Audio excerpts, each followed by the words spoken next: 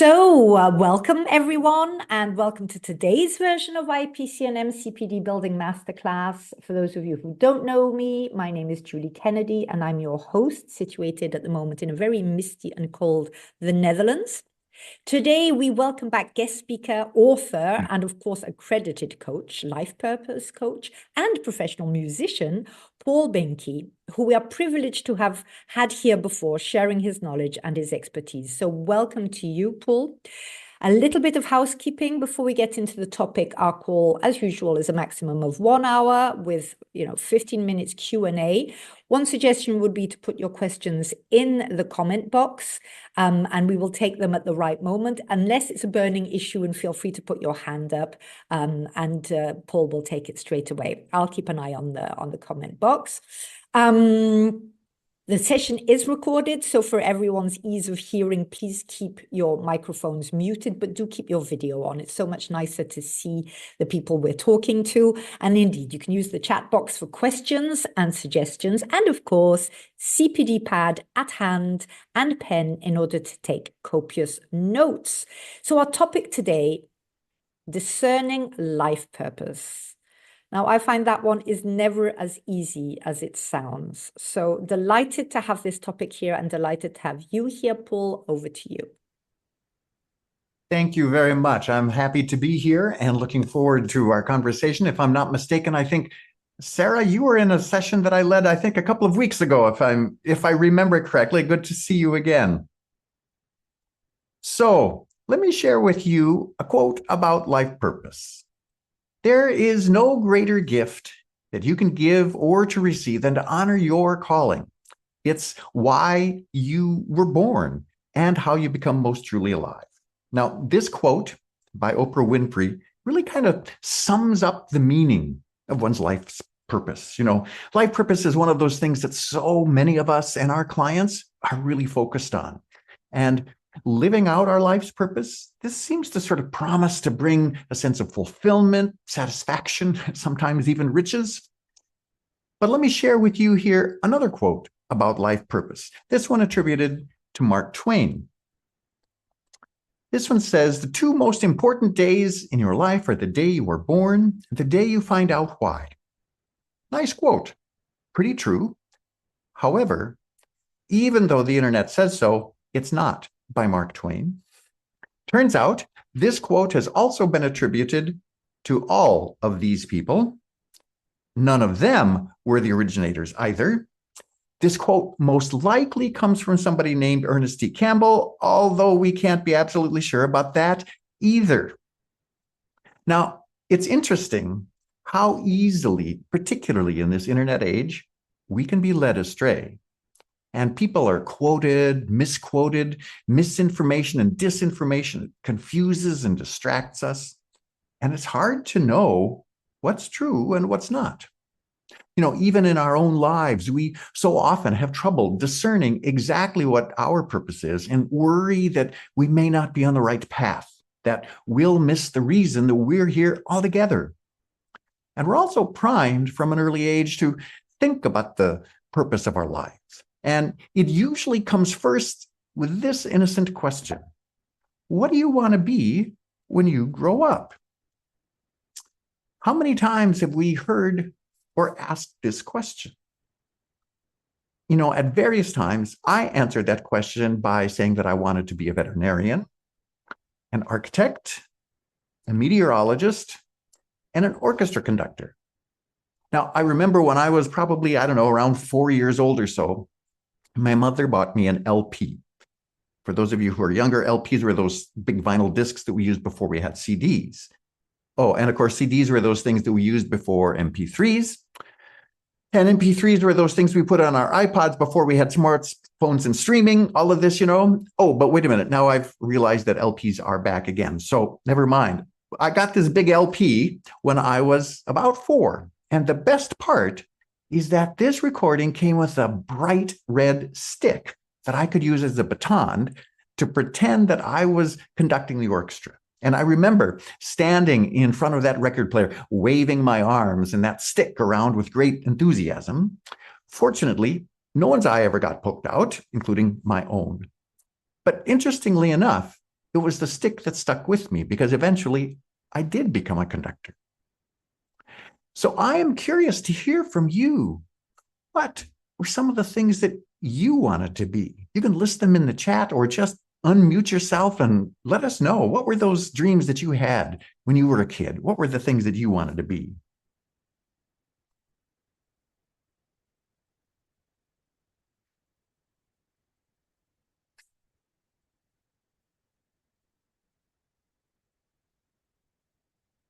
A pilot and a doctor, said Cynthia. Great. Yeah, I wanted to be a painter. Ooh, dancer. What else? What were those things that you just thought this would be great? A meteorologist also, alongside coaching, nurse, photographer, singer, doctor, wanted to heal people and help them thrive and feel good. Yeah, there's so many things that we all wanted to do. Now, as children, we often are able to answer this question of what we want to be pretty easily. We're not really weighed down by all those potential problems or obstacles that as adults we see all too easily. We just know what we want, at least in that moment. But then we grow up, we discover the world is, well, a bit more complicated than we thought. And there are plenty of roadblocks in our way. Our responsibilities distract and confuse us.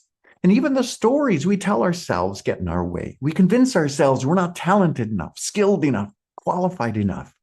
And the fog of self-doubt begins to envelop our lives, and it gets harder and harder to see through that fog. Eventually, we discover that we're adults, but frankly, with less clarity about our life and the purpose of it. I always thought it was supposed to go the other direction. Aren't we supposed to become clearer and clearer about life? Well, here's a true story.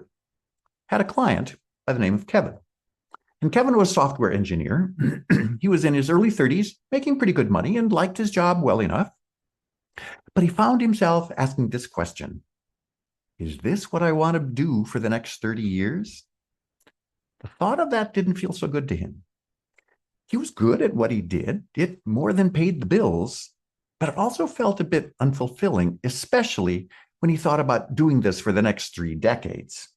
And to make matters worse, even though he was still fairly young, he was beginning to see how life moves along more quickly than he'd thought.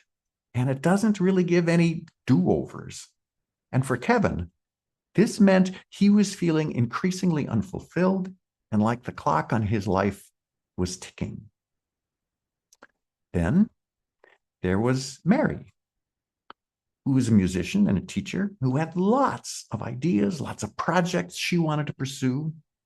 But she also had trouble organizing and prioritizing those projects. And consequently, they were kind of languishing, unrealized, and unfinished. She felt stressed out by all the things that were calling for her attention. And to top it off, her sister had recently died. This, of course, triggered a lot of self-evaluation about her own life. What was the purpose of her life? What was it that she really wanted to be doing during these years? She had so many questions, but not so many answers. I'm curious here, just by a raise of hands, who here has ever wondered if they're on the right path? Ever had that question, am I on the right path? Or maybe you thought you were on the right path, but then started having questions?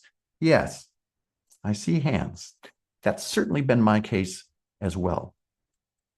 Now, I have created some free resources to help you with some of these questions. And some of them we will actually be using in a few moments. Julie, if you could put a link in the chat, that first link, that would be helpful. If you go to the link in the chat or scan this QR code, you can immediately download a worksheet. You'll also get links to a guided meditation and a whole bunch of other resources like videos, books, things like that.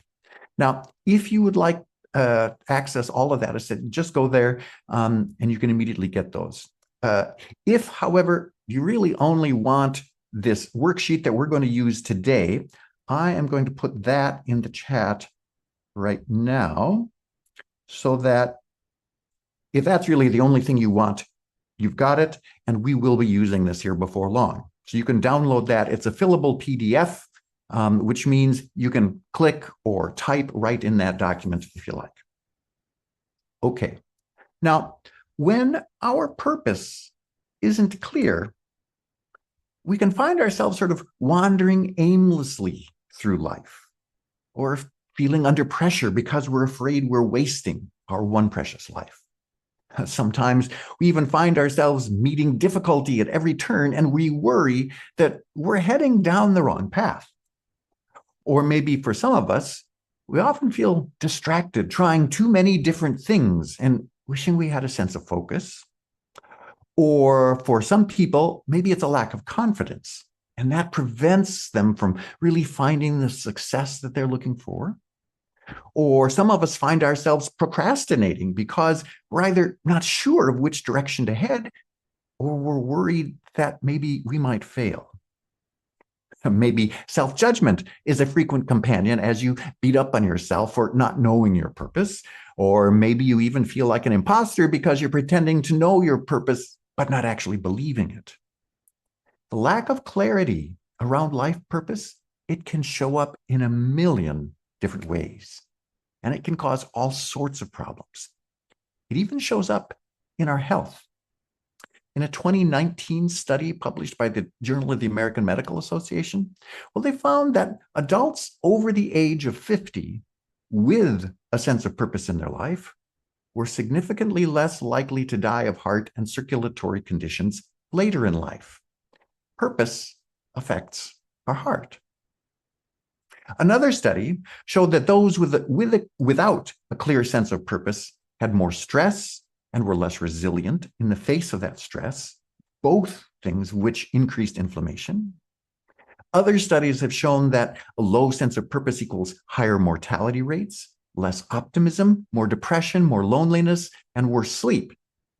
Anyone here wish that they could sleep better? Sometimes that's my case, I know. Now, what's also interesting is that those who are unsuccessfully searching for their purpose, they experience poorer health and well-being too. All that unsuccessful soul searching apparently stresses us out. So it's an interesting little conundrum we find ourselves in. Now, I'd like to encourage you to take a look at that worksheet. And if you pull that out and take a look at the very first section there, the exercise labeled symptoms, and just look through that and put a check mark by all those that you happen to experience. These are some of the more common symptoms that people experience when they're not clear about their own purpose.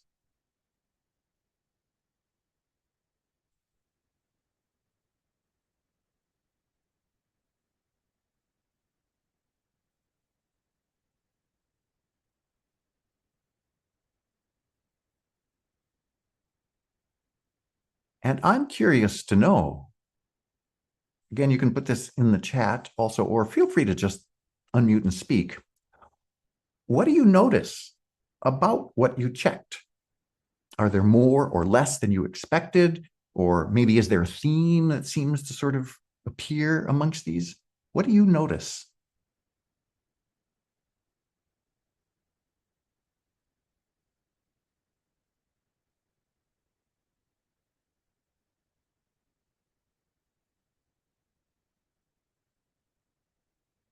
Julie says, afraid of wasting my life mostly, so you beat yourself up. Okay, yeah, absolutely.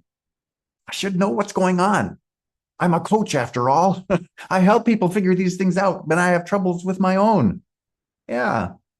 Who else? Thank you for sharing that. Caroline says, procrastination and imposter syndrome. Great. Those two love to play together, by the way. Need to reconnect with my purpose more often. I get distracted. Yeah, absolutely. This lack of purpose or confusion about it, it shows up in so many different ways. Now, here's another sort of interesting statistic. Now, Mel said there are way less than there would have been if I'd filled this form out 2 years ago. Yes, great. But still get the imposter syndrome appearing now and then. Self-judgment, absolutely. So here's another little interesting statistic. Now, there are all sorts of studies that look at this, but at minimum, there are at least 75% of us who don't have a clear sense of our life's purpose. Think about that. 3 out of 4 of everyone you know are just going through life without a clear sense of purpose. What do you think this means? Well, for our industry, this means there's plenty of work for us. That's a good thing. But what does this mean for our world? What do you see as the consequences of this? And that's another real question. Let's put that in the chat as well. What are the consequences of 75% of this world not having a clear sense of purpose? What does that mean for us?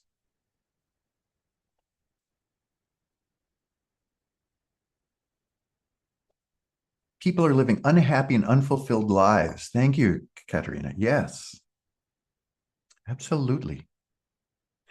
And less creativity, less innovation. A majority of people living in autopilot lack meaning and connection, depression. Whew, this feels heavy, frankly, just reading all of those.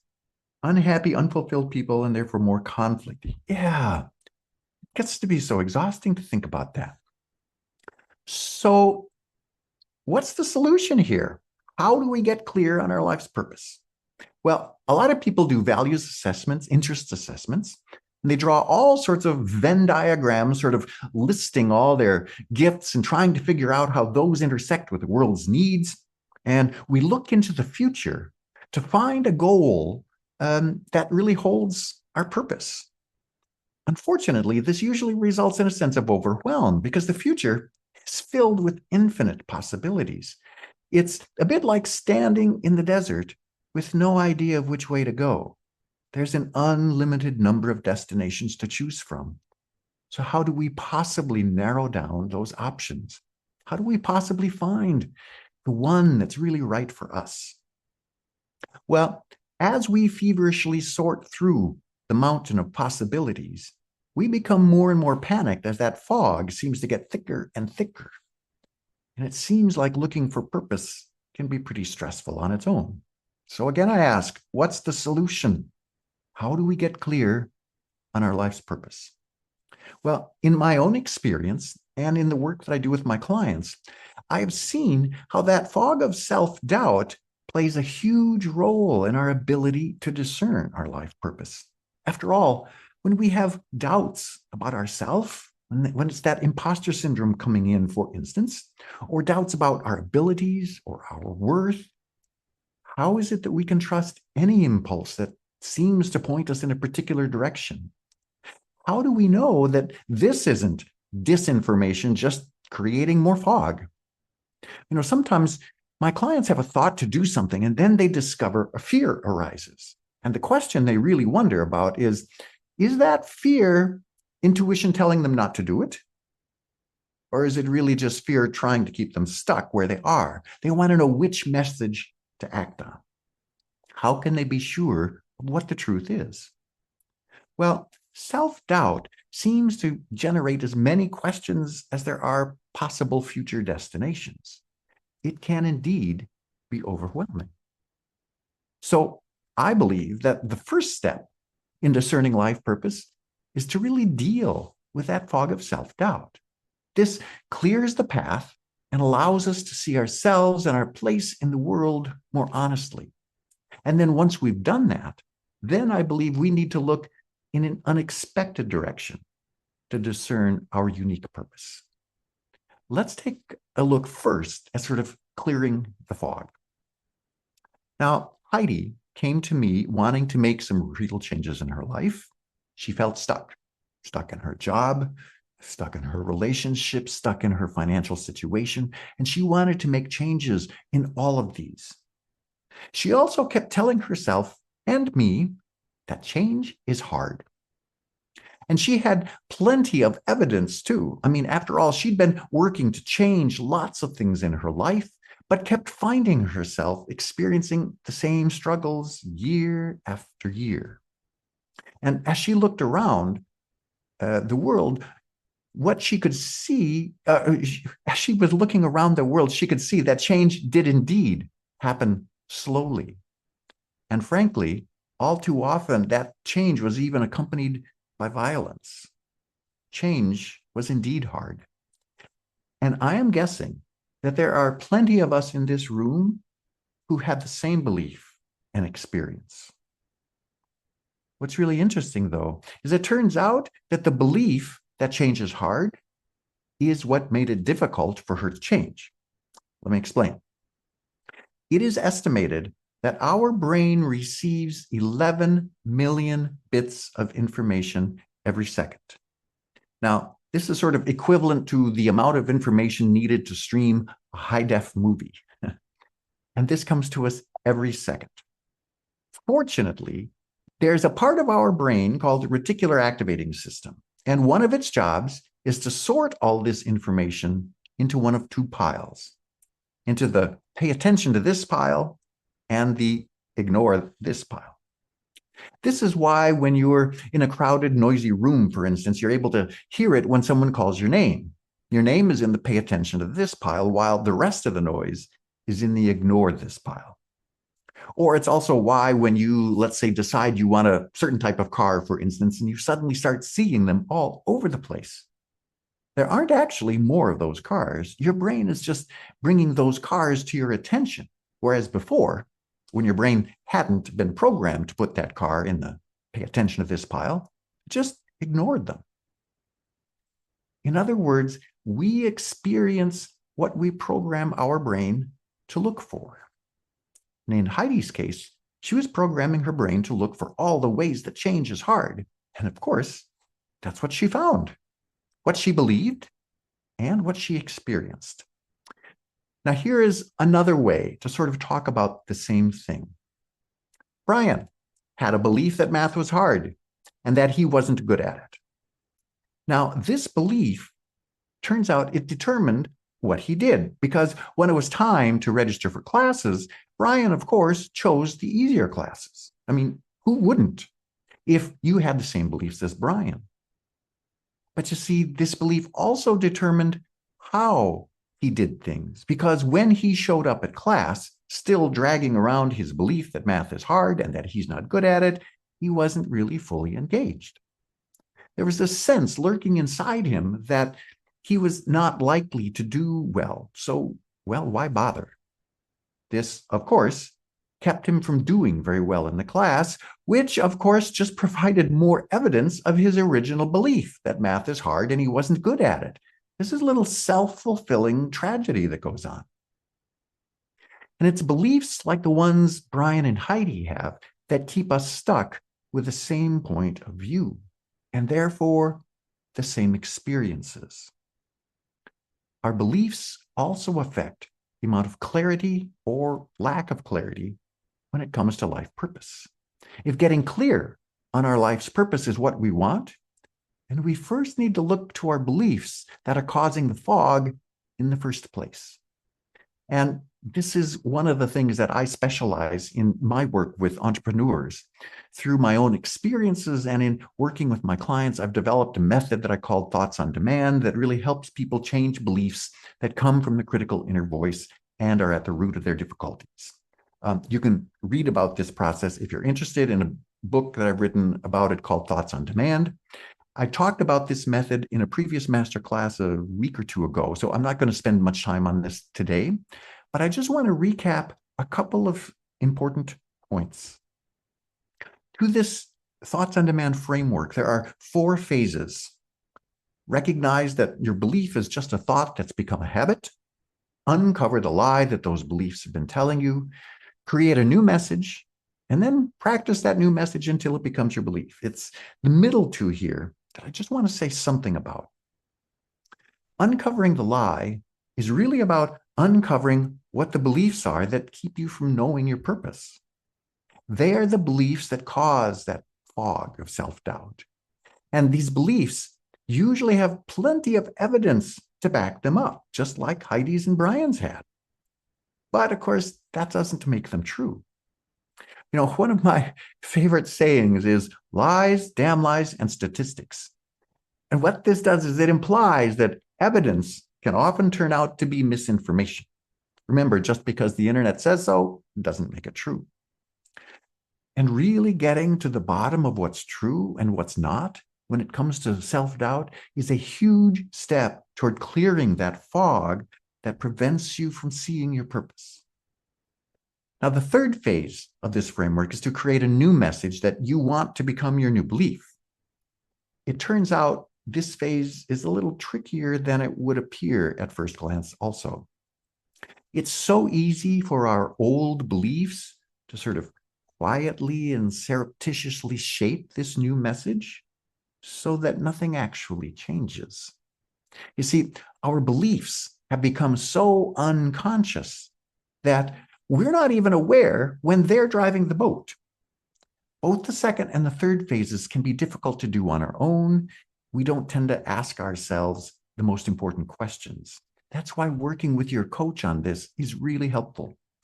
It's also why getting to your real purpose is pretty difficult until you've cleared all that fog that keeps you confused or focused in the wrong direction.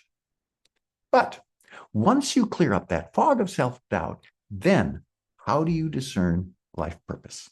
Well, as I mentioned earlier, most people use values assessment, gifts assessment, and interest assessments, and then try to figure out how all those things intersect with the needs of the world.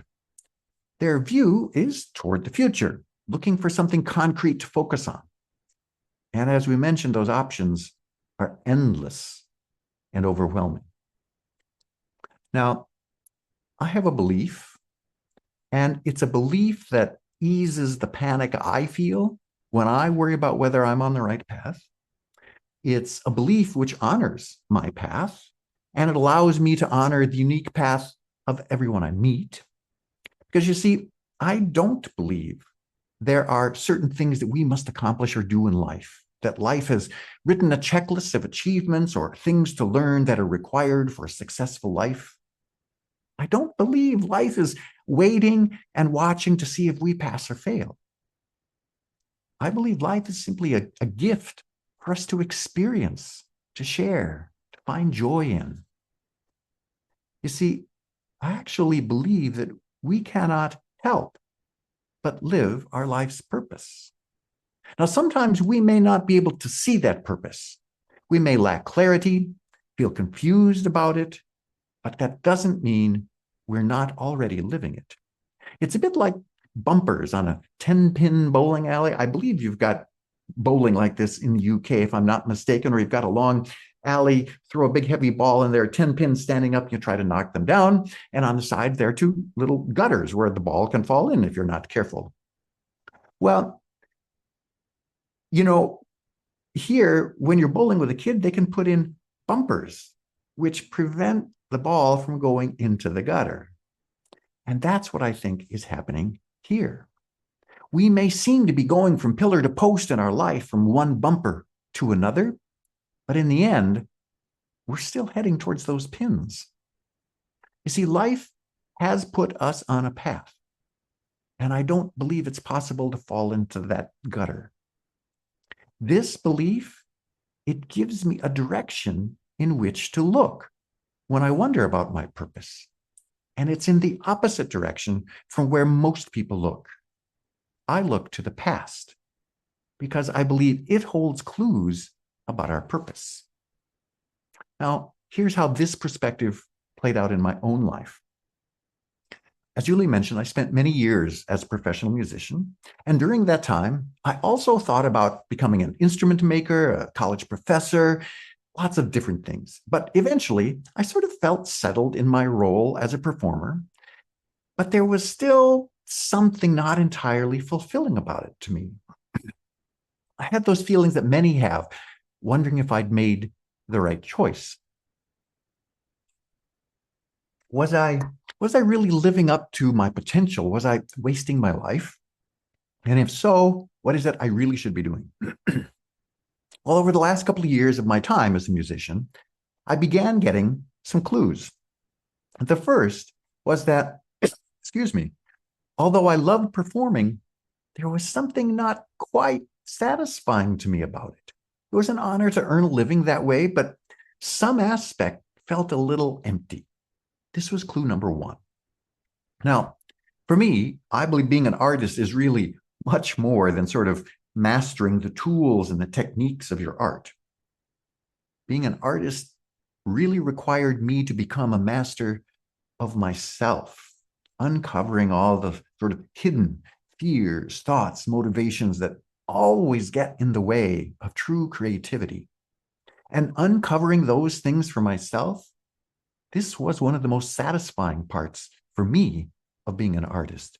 And it's also what I really loved helping my students with, uncovering what's in their way to real creativity. This was clue number 2. Now, the third clue came when I realized that all the reading that I had done for fun during all those years of being a musician, and it was quite a bit of reading, it was almost never about music. It was about psychology, mythology, spirituality, personal development. And I actually felt like I was living kind of a double life. One part of me was this public me as a performing musician, the part that people knew about. The other part was this guy whose real interests, what I was reading about, were kind of hidden in the closet. And my life felt split and consequently not really authentic because I was hiding a part of me that didn't seem to me to fit with the other image. And this split caused confusion for me. But when I looked at all 3 of these clues together, I realized that instead of a split life, all the different energies and areas of focus were actually a single pathway through my life. Although they sometimes appeared and felt contradictory to me, I realized that everything I did seemed to coalesce around growth and seeking an authentic expression, both for myself as well as for others. And with that perspective, I realized that everything in my past had brought me to where I was, and that path narrowed my options from an infinite number down to anything that was in line with that path. Were there still lots of options? Well, yes. There are all sorts of ways that I could focus on growth and authentic expression. But I also knew that regardless of what I chose, if it was aligned with growth and authentic expression, it would be fulfilling to me. It would be on my path. After all, that's what my entire life had really been about. Now, of course, the question so many of us get stuck on, though, is, well, what is it that I should choose if I still have a number of choices? Well, believing that there's only one right answer to that question is what paralyzes us. And once you know the path that you're on, it frankly doesn't matter if you walk, bike, roller skate, drive, swim, fly, take a boat. The point is the path, not the mode of transportation, nor even the destination. And as one of my coaches told me, nothing creates clarity like action. So choose something and go. I happened to choose coaching a few years back. I'm still coaching, but this path has also opened up opportunities to write, to speak, to teach. So there are now a number of ways that I move along this path of growth and authentic expression. And they're all good. They're all satisfying, all challenging in their own way. And if I'm honest, I will tell you that I'm now living the most satisfying and fulfilling life I've ever led. Now, my life is always evolving.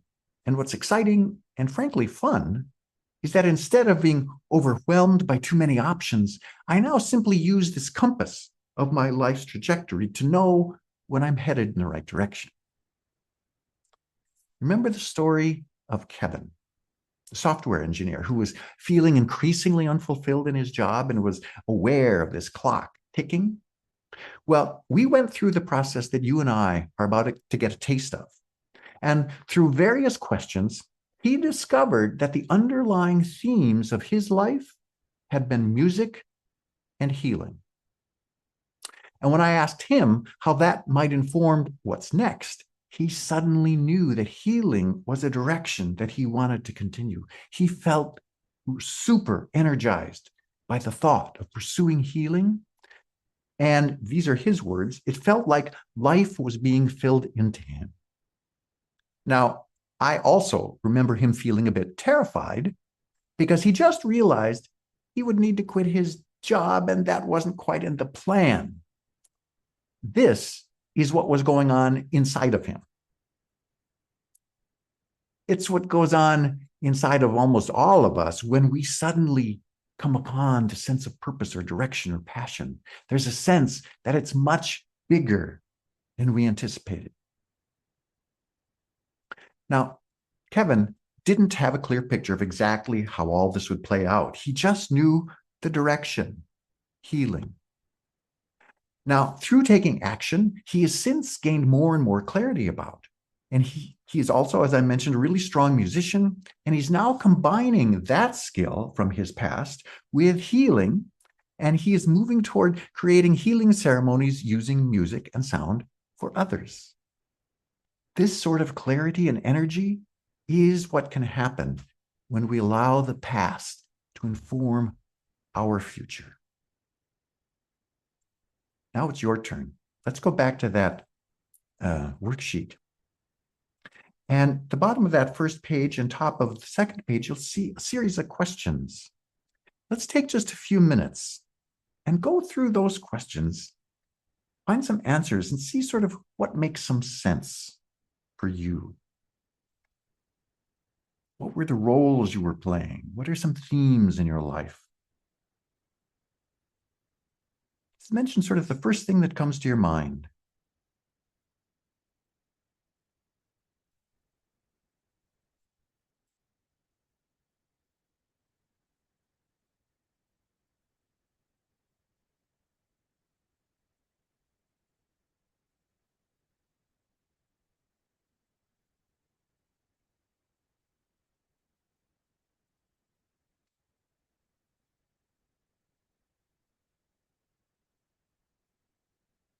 You're thinking about the themes in your life. It could be all sorts of things. Like Kevin, it was for healing, searching, connecting, instigating, engaging.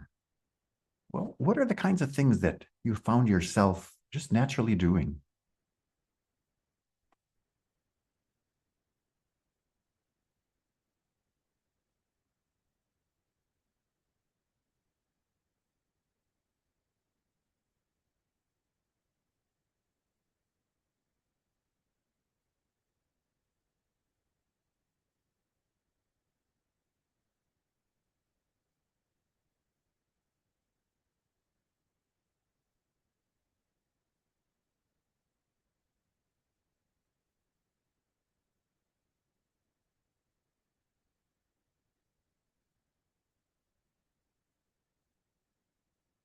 You have any questions or need any clarification about any questions, let me know.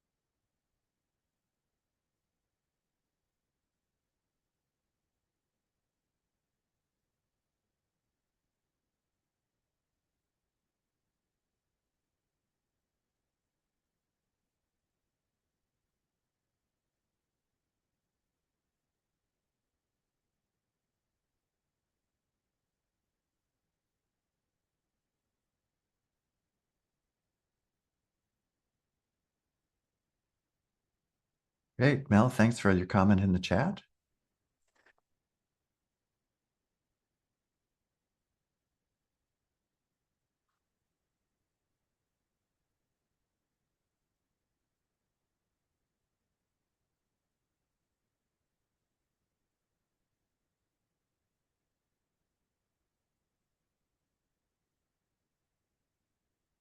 Yeah. Anybody need more time on this? I don't want to rush anyone. This is, of course, something you can always come back to. Di said overall theme was not good enough. Interesting. Okay. Thank you for sharing that. So just out of curiosity, Anyone else have anything that you want to share about what arose for you doing this? Any insights that you want to share besides the ones we've already seen in the chat? Anything else?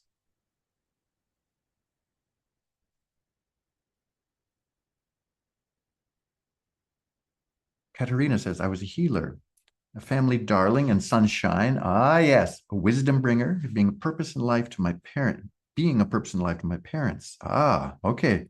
Bringing people together, peacemaker, being a purpose in life for your parents. That's quite a responsibility. Theme of helping and caring, connecting others, bringing people together, helping. Yeah, I love the sense of connection and having. So thank you for sharing those. That inspires me. That feels so much better than the list we were talking about earlier. But I'm also curious, anyone here have any trouble finding any underlying themes? Because this can be a bit difficult to do on your own. It's a bit like trying to coach yourself. Anybody ever done anything like that? Yeah. We can often make some pretty nice progress coaching ourselves, but often we're not able to really see the forest for all the trees. You need someone who can sort of see the bigger picture, one that you're just not able to see right now. So if you are having trouble and you want to look at the possibility of getting some support to get to the bottom of that, I will share an opportunity for that at the end. But the real question here is what begins to happen when we get clear about our purpose? Well, you remember Mary. She was the musician with lots of unrealized ideas and unfinished projects, but also with lots of questions that defied answers. Well, after she got clear about her own life's trajectory, Mary was able to let go of all sorts of things that she thought she was supposed to be doing.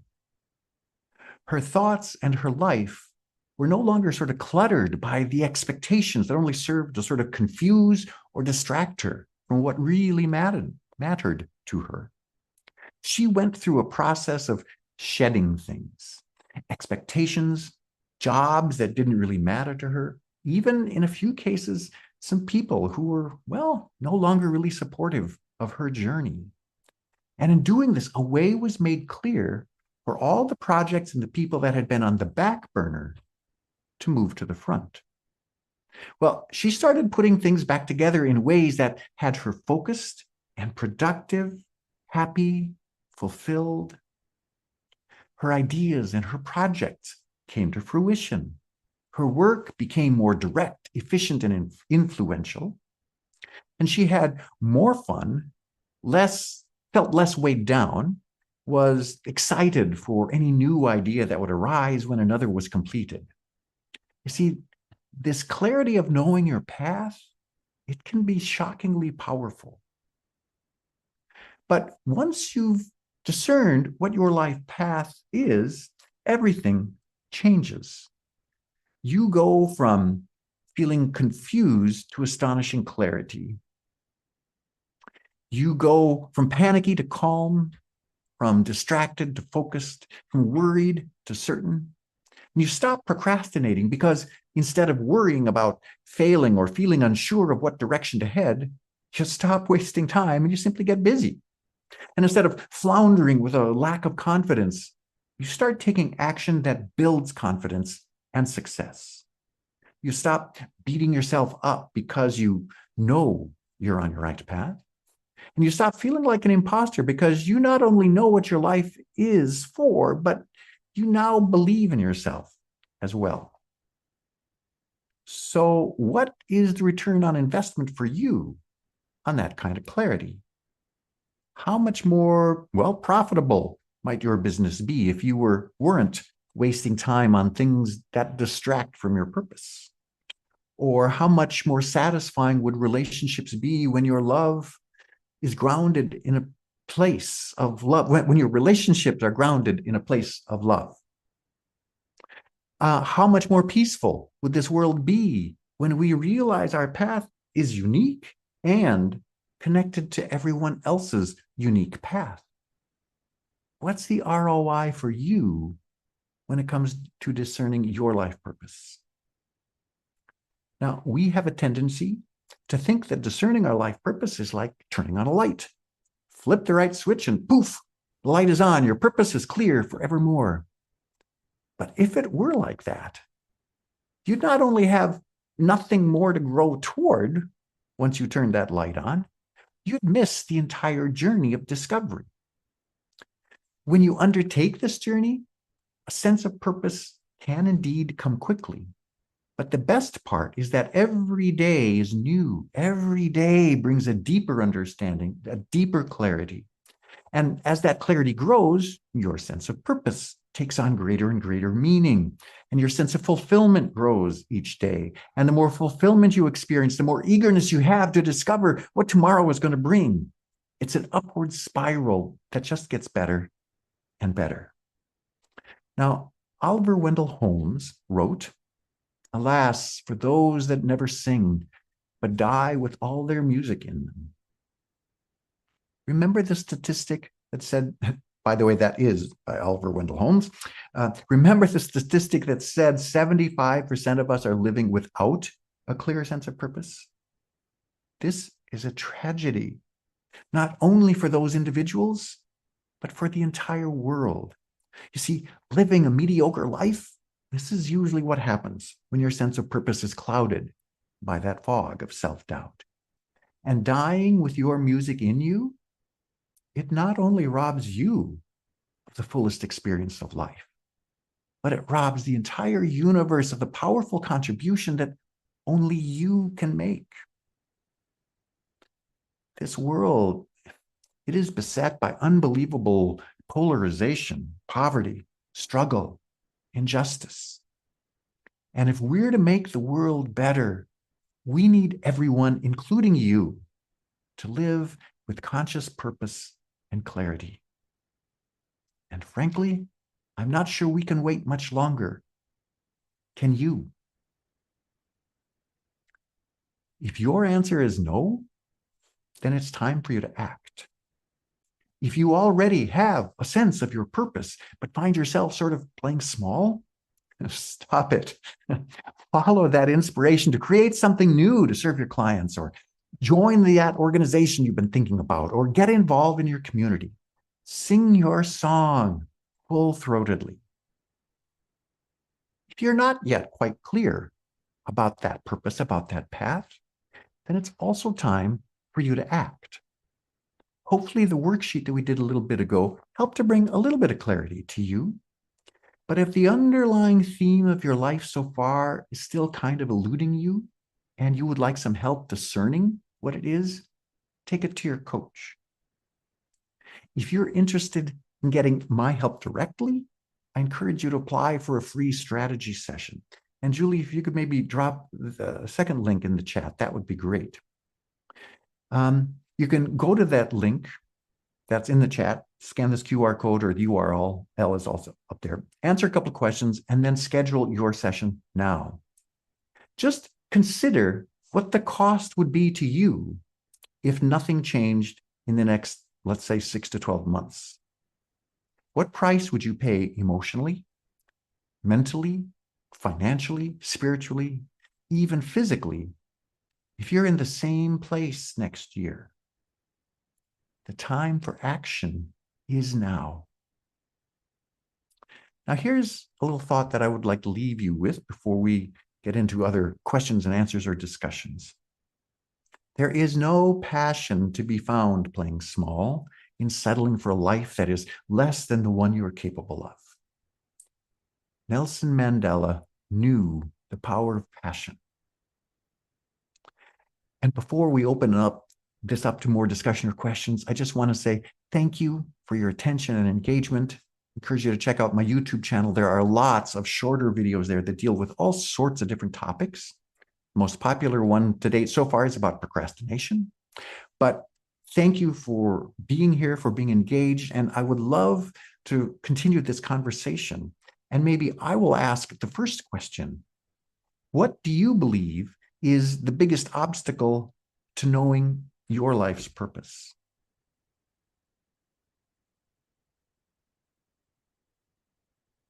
Feel free to just unmute him. You can just unmute and answer. Time, Cynthia says. Ooh, I would love to hear more about that if you're willing to come off mute and share. Time is the biggest obstacle. I would love to learn more about how that is an obstacle for you. It's an obstacle in a way that I feel sometimes that I don't have the time to manage everything that's in my head that I want to accomplish because I kind of found my calling like a bit late in life. I'm 47 right now. So, and I just became a life coach. So I feel that I have lots of things to offer, lots of things to do, but I'm getting older by the day. So that's what I mean by time. Yeah. So if you had a belief that said actually time was on your side, time was a help for you rather than a hindrance, what might you do differently? Um,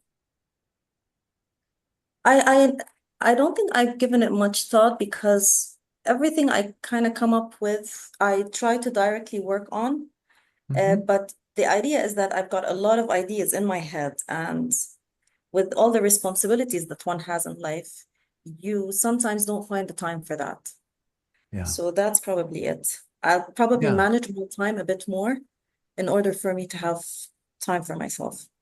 Great. Thank you for sharing that. Yes, when we are laden with responsibilities, particularly, in our mid to late 40s, there's often children and sometimes aging adults and jobs and all sorts of responsibilities coming at us that make it feel like time is, well, the enemy. Absolutely. Thank you for sharing that. Just as a piece of encouragement, I didn't get clear about my sense of direction until I was in my mid 50s. So there's still hope for you, Cynthia. Let me say that.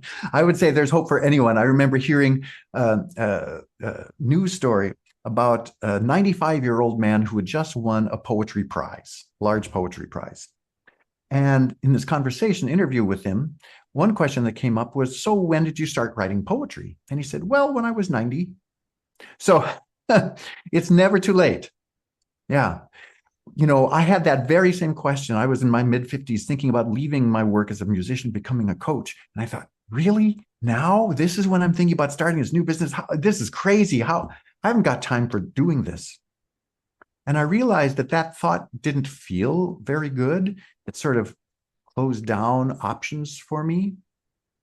And if I believe that actually there's always plenty of time, that relieved a lot of stress in me. It allowed me to do it. Now, is my career as a coach the same today as it would be had I started 20 years earlier? Well, no, it's not the same as it would be. But that doesn't make it, in my mind anyway, less valuable or less powerful. We all have our own path, and we get to certain milestones, if there are such things, when we get there. And it's always the right time. But thank you for sharing that, Cynthia. Absolutely. It's never too late, and this is what I used as a belief in order to start working on becoming a coach. Yes, great, Cynthia. Thank you for sharing that. Yeah, absolutely. Who else? Who else? I've refound my purpose around 3 or 4 years ago, but my challenge is how to get myself out there. Ooh, so it's and if by out there you mean sort of doing marketing, letting people know that you're available, is that what you're thinking, Katerina? Yeah, absolutely. So there are likely some interesting beliefs underneath that, oftentimes even some hidden ones that are hard to sort of break through until we really figure out what's that really about? What's the real thing underneath that? Yeah, absolutely. Thank you for sharing that. What other obstacles do you guys experience? Or questions? We don't have to stick with my question, or comments. It doesn't have to be a question either. I was actually talking before about, the idea that our purpose may well change as we go through life. What would you say to that, Paul? Yes and no. I think life has sort of put us on some sort of a path, which is different than the idea of a purpose, really, that my purpose is this, that feels like a destination. It feels like this is what I'm supposed to do. And a path feels like, this is the road I'm traveling. So my hunch, of course, I don't know this, but my hunch is that we are pretty much on the same path our entire life. How that shows up in the particulars, what the nature of that journey is, that can certainly change. I mean, I feel like as a musician, I was on my path. Sometimes had trouble recognizing it. I feel as a coach, I'm on my path. It's the same path, but it looks really, really different. That would be my response to that, but I would love to hear, what anyone else's thoughts are about that.